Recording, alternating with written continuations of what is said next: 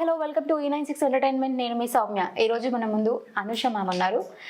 తను ayurvedic adviser and family counsellor also. So ఒక్కసారి ప్రస్తుతం చాలామంది హెచ్ఐవి గురించి బాధపడుతూ ఉంటారు. వాటికి క్యూర్ చేసుకోవడానికి మెడిసిన్ లేదా అని ఆలోచిస్తూ ఉంటారు. మెడిసిన్ ఉన్నా కూడా చాలామంది ఆయుర్వేదిక్లో ఉంటే ఇంకా బాగుంటుంది అని చెప్పేసి కూడా ఆలోచిస్తూ ఉంటారు. అసలు వాటి లక్షణాలు ఏంటి, ఎలాంటి టెస్టులు చేయించాలి, అసలు దేనివల్ల హెచ్ఐవి వస్తుంది, అసలు హెచ్ఐవి ఎయిడ్స్ డిఫరెన్సెస్ ఏంటి, ఇవన్నీ మేడం అడిగి తెలుసుకుందాం. వచ్చాయి.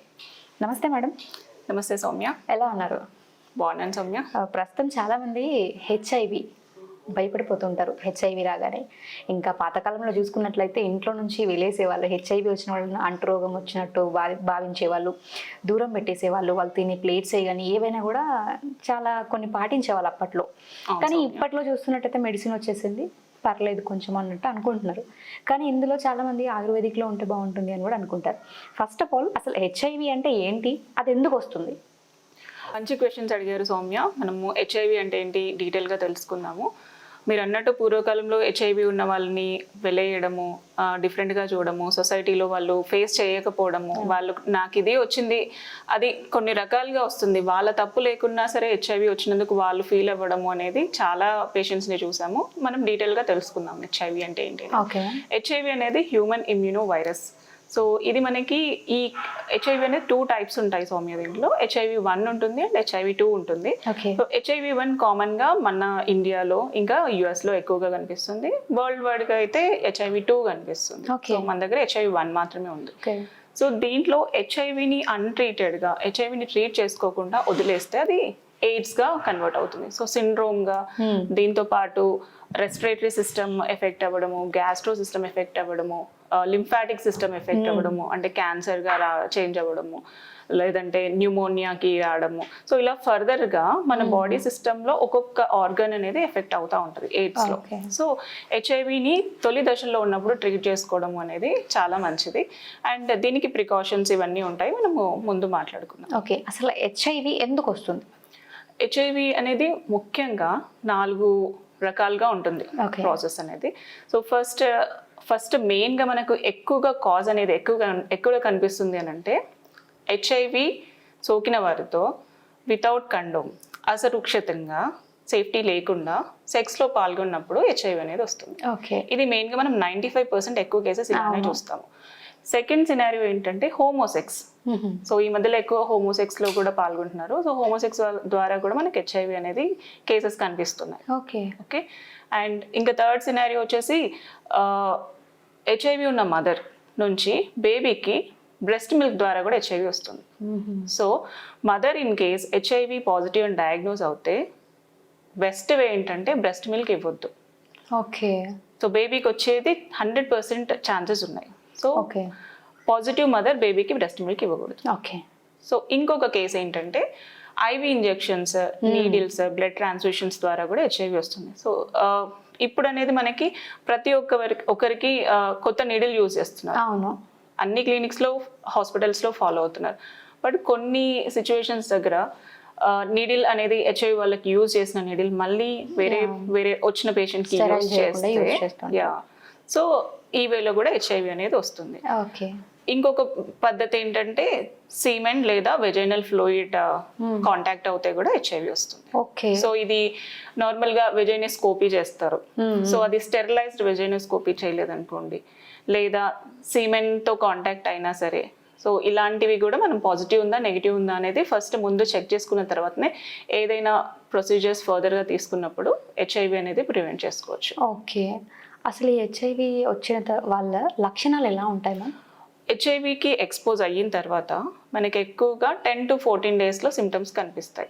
సో వీళ్ళలో ఫస్ట్ మనకి కనిపించే సిమ్టమ్ ఏంటంటే ఫీవర్ విత్ చిల్స్, జ్వరం ఉంటుంది, చలి జ్వరం ఉంటుంది, దీంతో పాటు గొంతు నొప్పి వచ్చేస్తుంది, తలనొప్పి వస్తుంది, తొందరగా అలసిపోతారు, కొంచెం నార్మల్గా ఇంట్లో డైలీ వర్క్ అలా చేసుకోగానే అలసిపోతారు, బాడీ వెయిట్ తగ్గుతుంది, కొందరికి స్కిన్ ర్యాషెస్ వస్తాయి, బ్యాక్ సైడ్లో ప్రైవేట్ పార్ట్స్లో స్కిన్ ర్యాషెస్ వస్తాయి. ఇంకా కొందరికి వచ్చేసి మన గ్రంథులు అంటారు కదా, దవడల దగ్గర ఉంటుంది, చంకల్లో ఇంకా తొడ భాగంలో ఉంటుంది, ఈ గ్రంథులకి వాపు వచ్చేస్తుంది. ఓకే. సో ఇవన్నీ సిమ్టమ్స్ కనిపిస్తాయి. నార్మల్గా ఇవి ఫ్లూ సిమ్టమ్సే. హెచ్ఐవి అంటే ఏదో డిఫరెంట్గా కొత్త సిమ్టమ్స్ లాగా ఉండదు. మనకి కామన్గా ఫ్లూ సిమ్టమ్స్ ఎలా ఉంటాయి అలానే ఉంటుంది. సో కానీ పర్సన్కి తెలిసి ఉంటుంది కదా హెచ్ఐవి ఎక్స్పోజ్ అయ్యామా లేదా అనేది, ఎందుకు వస్తుంది అనేది. సో ఈ సిమ్టమ్స్ కనిపించినప్పుడు first of all HIV test చేయించుకోవడము బెస్ట్ మెథడ్. ఓకే. టెస్ట్లో మేడం వాళ్ళు ఎలాంటి టెస్ట్లు చేయించుకోవాలంటారు ఆ టైంలో మరి? 2 టెస్ట్లు ఉంటాయి సౌమ్య మనకి. హెచ్ఐవిలో వైరల్ లోడ్ టెస్ట్, ఇంకా CD4 టెస్ట్. ఈ 2 అనేది చాలా ఇంపార్టెంట్.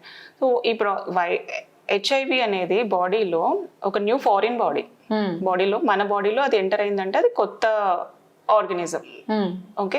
సో ఇది ఎంటర్ అయిన తర్వాత మన బాడీలో T హెల్పర్ సెల్స్ అని ఉంటాయి. ఓకే. సో ఇవి ఏమవుతుందంటే కొత్త ఫారిన్ బాడీ వచ్చినప్పుడు ఇవి అగైనెస్ట్ గా ఫైట్ చేయడానికి ఎక్కువగా నెంబర్ ఆఫ్ బాడీస్ గా స్ప్లిట్ అయిపోతూ ఉంటాయి. సో అప్పుడు మనకి ఈ ఫైట్ చేసే క్రమంలో T హెల్పర్ సెల్స్ అనేది కౌంట్ ఎక్కువగా పెరుగుతుంది. సో మనం ఈ టెస్ట్ చేయించుకోవడంలో, వైరల్ లోడ్ టెస్ట్ చేయించుకోవడంలో T హెల్పర్ సెల్ కౌంట్ అనేది మనకు తెలుస్తుంది. సో కొందరిలో థౌజండ్స్లో ఉంటుంది, కొందరిలో ల్యాక్స్లో ఉంటుంది. సో ఈ కౌంట్ వల్ల మనకి వైరల్ లోడ్ ఎంత ఉంది అనేది క్లియర్గా తెలుస్తుంది. సో ఇంకా CD4 టెస్ట్ అనేది ఉంటుంది. సో CD4 టెస్ట్ అనేది నార్మల్గా 500 to 1500లో కనిపిస్తుంది. సో మనకి CD4 కౌంట్ అనేది చాలా తగ్గిపోతూ ఉంటుంది హెచ్ఐవి ఎక్కువ కేసెస్లో.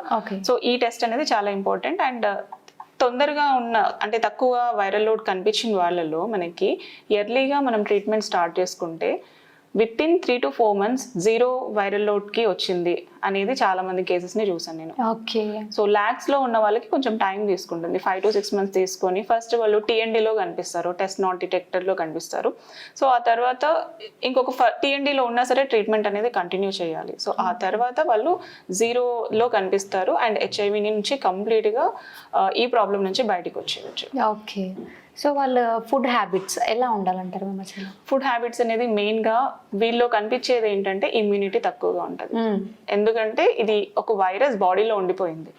సో మన T హెల్పర్ సెల్స్ అనేది ఫైట్ చేస్తున్నాయి. సో ఇమ్యూనిటీ తగ్గిపోతుంది, వెయిట్ లాస్ అవుతారు. సో ఈ రెండింటి వల్ల వీళ్ళకి డైజెస్టివ్ సిస్టమ్ అనేది కూడా ప్రాపర్గా ఉండదు. సో ఆకలి వేయదు అండ్ ఎప్పటికీ లోగానే ఉంటారు. ఇమ్యూనిటీ ఉండదు, వెయిట్ లాస్ ఉంటుంది అండ్ ఆకలి అనేది ఉండదు. సో వీళ్ళు ఎక్కువగా ప్రిఫర్ చేయాల్సింది ప్రోటీన్ ఫుడ్. ప్రతి ఒక్క ఫుడ్ తినొచ్చు, proteins and carbohydrates, fruits, ample of water ఎక్కువగా తీసుకోవాలి. అండ్ నాన్ వెజ్ తీసుకునే వాళ్ళు ఉంటే నాన్ వెజ్ తీసుకోవచ్చు, ఇంక బాయిల్డ్ ఎగ్ తీసుకోవచ్చు. సో ఇవన్నీ వాళ్ళకి బాడీకి ఇమ్యూనిటీకి సపోర్ట్ చేస్తాయి. ఓకే. సో ఇప్పటి వరకు మనం అన్నీ చెప్పుకుంటూ వచ్చాం కదా మ్యామ్. ఇందులో చాలా మందికి ఒక డౌట్ ఏంటంటే నార్మల్ మెడిసిన్ కంటే కూడా ఆయుర్వేదిక్ మెడిసిన్కి చాలా మంది ఇంపార్టెన్స్ ఇస్తారు. మరి మీ దగ్గర మీరు ఇప్పుడు చూస్తున్న ప్రేక్షకులకి చెప్పే ఆయుర్వేదిక్ మెడిసిన్ ఏంటి అసలు? ఆయుర్వేదిక్లో ఏంటంటే సౌమ్య, ఎందుకు ఎక్కువ మంది ఆయుర్వేదిక్లో ప్రిఫర్ చేస్తారు అని అంటే, మనం యూజువల్గా ఏం తింటాము, అన్ని ఫ్రూట్స్, వెజిటేబుల్స్, ఆకుకూరలు ఇవన్నీ తింటాం. ఇవన్నీ మనకి ఎక్కడి నుంచి వచ్చాయి? భూమిలో నుంచి, చెట్లనే మనం డైరెక్ట్ తింటున్నాము కదా. సో ఆయుర్వేదిక్ మెడిసిన్ అంటే ఏంటి? వేర్లు, ఆకులు, కొమ్మలు, బెరడ్లు, ఇవే కదా. సో దీని గురించి ఇది ప్లాంట్ బేస్డ్ కాబట్టి ఎవరు ఎక్కువగా భయపడరు, మనకి సైడ్ ఎఫెక్ట్స్ కూడా ఏమి ఉండవు. సో ఎక్కువ వరకు సైడ్ ఎఫెక్ట్స్ అంటే మెయిన్ గా వేడి ఎక్కువ చేస్తుంది బాడీలో. సో అది మనం కొంచెము చల్లటి పదార్థాలతో కవర్ చేసుకుంటే ప్రాబ్లం ఏముండదు. సో హెచ్ఐవిలో మనకి చాలా మంచి మూలికలు ఉన్నాయి. సో ఈ మూలికలు ఏంటంటే హెచ్ఐవిని ఇమ్యూనిటీతో పాటు బాడీ బిల్డ్, మనకి కండపుష్టి అనేది పెరుగుతుంది. సో ఇలాంటివి చాలా ఉన్నాయి. హెచ్ఐవిని జస్ట్ నివారించవచ్చు అని అనుకుంటాము, కానీ ఆయుర్వేదంలో మనం నిర్మూలించవచ్చు. సో కంప్లీట్ గా మనము వైరస్ లోడ్ ని 0 తీసుకొని రావచ్చు. సో ఇలాంటివి మేము డైరెక్ట్ గా 3 months లో 4 months లో 1000ల్లో ఉన్న వాళ్ళని 0కి తీసుకురావడం చాలా మందిని చూసాము. సో దీంట్లో మనం ఎక్కువగా వాడుకునే మూలికలు ఫస్ట్ ఏంటంటే అశ్వగంధాన్ని ఎక్కువగా ఫస్ట్ ప్రియారిటీలో పెడతాము. ఎందుకంటే వీళ్ళకి ఇమ్యూనిటీ తక్కువ ఉంటుంది కాబట్టి అశ్వగంధాలో మనకి ఇమ్యూన్ బూస్టర్. సో దీంతో మనకి మజిల్ రిలాక్సెంట్ అనేది ఉంటుంది. మజిల్ అనేది గ్రోత్ ఎక్కువ ఉంటుంది అశ్వగంధ వల్ల. దీంతో ఇంకా బ్లడ్ ప్రెషర్ అనేది కూడా తక్కువగా ఉంటుంది అశ్వగంధతో. ఇంకా మనం చెప్పుకోవాలంటే అశ్వగంధాలో స్ట్రెస్ లెవెల్స్ తగ్గిస్తుంది. అండ్ అశ్వగంధ తర్వాత మనం శతావరి పెడతాము. శతావరిలో హార్మోన్ బ్యాలెన్స్ ఉంటుంది, సో హార్మోన్స్ అన్ని బ్యాలెన్స్ అవుతాయి. ఇంకా గంధ ఖర్జూరాలు, పుష్కర మూలం, ఓకే. దీంతో పాటు ఇంకా మనము తిప్పతీగ అంటాం కదా, తిప్పతీగ రూట్స్ కూడా పెడతాం దీంట్లో. సో ఇవన్నీ anti bacterial, anti viral, anti oxidant గా యాక్ట్ చేస్తాయి. అంటే అన్ని ఇన్ఫెక్షన్ కి అగైనెస్ట్ గా యాక్ట్ చేస్తాయి, మన ఇమ్యూనిటీ అనేది బిల్డ్ చేస్తుంది. ఓకే. సో ఇవన్నిటితో పాటు ప్రాపర్ ఫుడ్ తీసుకొని, ప్రాపర్ ఎక్సర్సైజెస్ చేసి, మెడిటేషన్, యోగా ఇవన్నీ చేస్తే మనం హెచ్ఐవిని కంప్లీట్గా నిర్మూలించవచ్చు. Okay, thank you ma'am. చాలా క్లియర్గా చెప్పారు అండ్ షార్ట్గా చెప్పారు కూడా. Thank you so much. So చూస్తున్నా మీకు ఇంకేమైనా డౌట్స్ ఉంటే లేదా మెడిసిన్ పరంగా, ఆయుర్వేదిక్ పరంగా మీకు ఏది కావాలనుకున్నా కూడా నేను ఇక్కడ కాంటాక్ట్ నెంబర్ అనేది డిస్ప్లే చేస్తాను మేడంది. ఒకసారి మీరు కాల్ చేసి మేడం ఓపీ తీసుకొని మేడంతో మాట్లాడచ్చు. Thank you.